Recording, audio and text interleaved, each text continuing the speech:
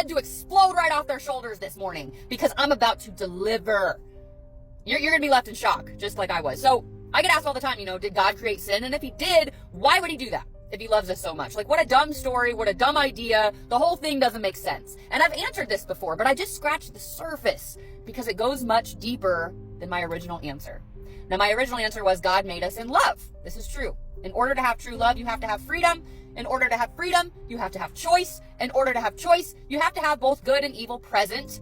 So you're not just some programmed robot. You have to be able to have the choice, right? But that's not where it stops. Because my whole life, I thought sins were behaviors. We have the 10 Commandments. When people repent for their sins, I'm imagining like I'm going to stop doing X, Y, and Z. The commandments literally tell you not to do this, this, this, and this. That's not sin.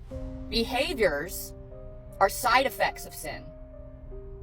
Let me say that again. Behaviors are the side effect of sin. So, what's sin? Sin is relational. It's the detachment from your life source. It's the disconnect from God.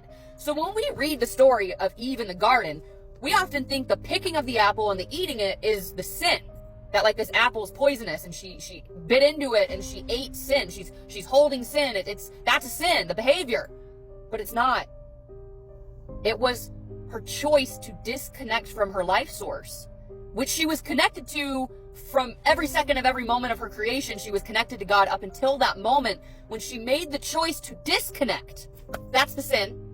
And then the side effect was the behavior to give in to temptation. And this changes everything. Because sin is no longer created by God, because sin is the absence of God, which he can't create. Therefore, humans, we created sin. If you look up the definition of darkness, there is no definition except that it's the absence of light. When Satan was cast into hell, he is now the prince of darkness, which means the absence of light. Sin is the absence of God. Therefore, we are the creators of sin, y'all. It's us. And we make the choice every day to do that. We make the choice to detach from God. That's not created by him, that's created by us. So, how y'all feel after that?